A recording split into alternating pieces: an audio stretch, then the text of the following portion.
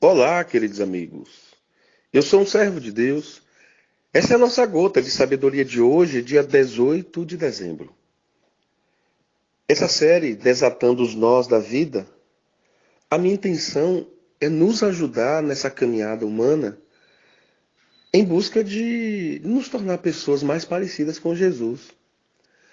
Eu me fico me imaginando, nessa caminhada que eu tenho com Jesus, quantas coisas ele já conseguiu mudar e moldar em mim. Mas como a vida é processual, quantas coisas eu preciso mudar? Quantas coisas eu preciso ajustar? Como eu preciso clamar e pedir ajuda a Deus para me tornar uma pessoa mais parecida com Jesus? Hoje nós vamos falar sobre esse complexo de superioridade. Ontem, um nó na nossa vida foi esse sentimento de inferioridade, esse complexo de inferioridade. E hoje nós vamos falar sobre essa supervalorização humana, essa sobrevalorização humana inconsciente. Enquanto a inferioridade é uma depreciação, uma autodepreciação, a superioridade é uma autovalorização, uma sobrevalorização. E na maioria das vezes, uma pessoa que sofre dessa síndrome do complexo de superioridade, o objetivo central dessa pessoa é compensar, é encobrir seus sentimentos de inferioridade.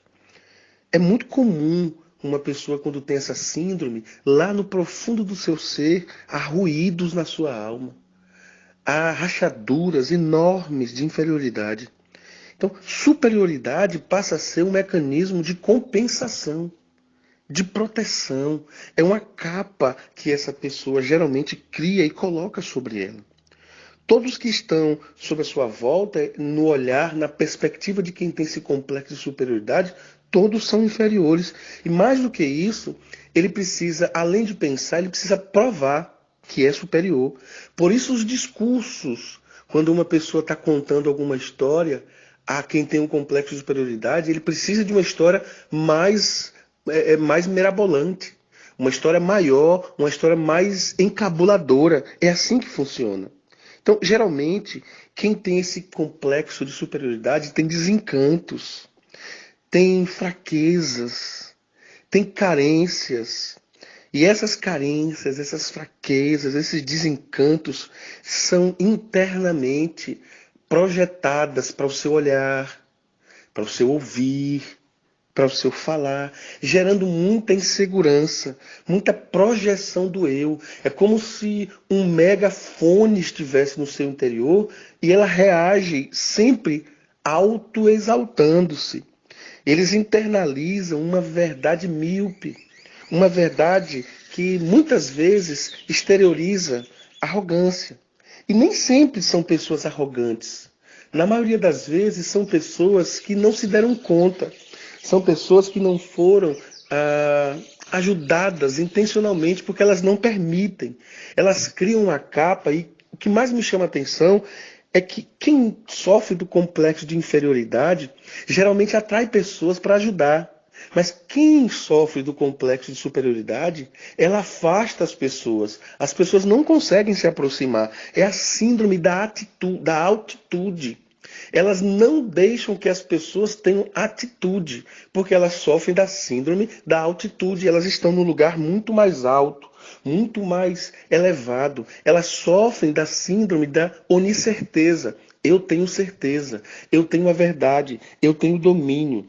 Então, assim como a inferioridade é nociva, destrutiva, a superioridade também é. Então, desde criança, eu ouço aquela famosa expressão: Fulano tem um rei na barriga. E quando você percebe, essa expressão está falando de um complexo de superioridade. E todos nós somos iguais diante de Deus. Uma pessoa pode demonstrar esse complexo de superioridade pelas coisas que tem. Ele pode querer ser diferenciado pelos bens que pertence. Ele sente necessidade de pertencimento a um gueto, a um grupo, na sociedade, pelo que tem. Então ele força, ele precisa mostrar o que tem, ele precisa demonstrar a sua beleza, ele precisa demonstrar algo que o destaque nessa viagem. E entre os passageiros da viagem da vida, ele é o destaque, ela é o destaque. Então a superioridade pode ser chamado de orgulho, pode ser chamado de olhar altivo, de soberba. E esse é um comportamento que nos distancia afetivamente das pessoas. As pessoas precisam o tempo todo de palavras de afirmação, precisam falar do que pensa, do que sente.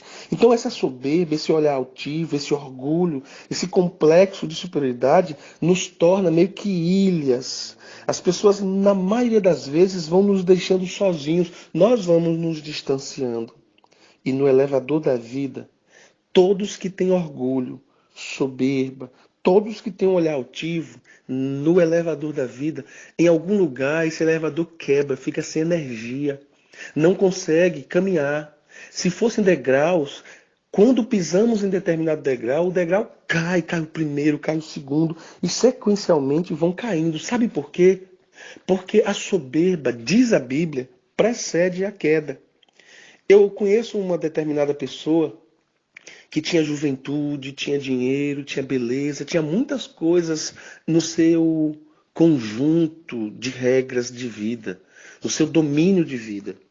E ele deixou a esposa, e na época ele dizia que a esposa era muito gorda, era feia. Ele começou a dizer coisas que não tinha nada a ver, que não era uma pessoa inteligente. E sabe o que aconteceu? Foi curtir a vida. E curtiu a vida durante 20 e poucos anos. Foi perdendo tudo, caiu numa enfermidade. E a mulher que ele achava gorda, ele sim começou a sentir saudade.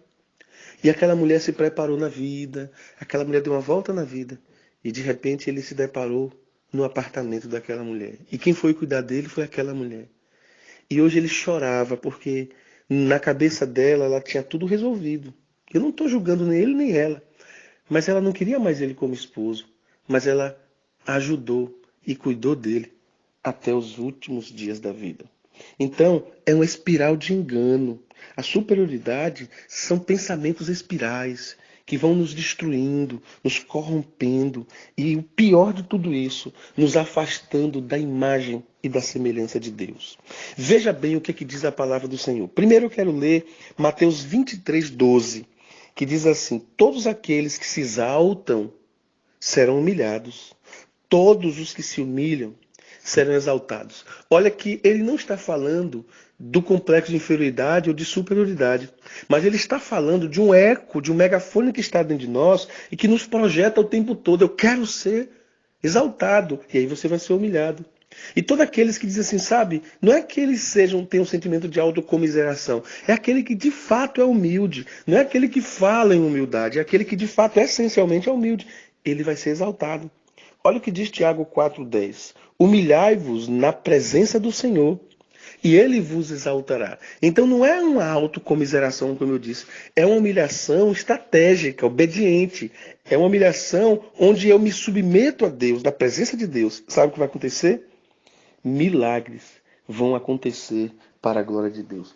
Talvez essa seja a maior verdade da vida do ser humano. E eu encerro lendo o Provérbio 16:18, que diz assim: a soberba precede a queda, e a altivez de espírito também é uma destruição. E olha o que diz Provérbios 18:12. 18:12 diz assim: o coração do homem se exalta antes de ser abatido, e diante da honra vai a humildade. Você quer ser honrado na vida? Seja humilde. Deus vai te exaltar.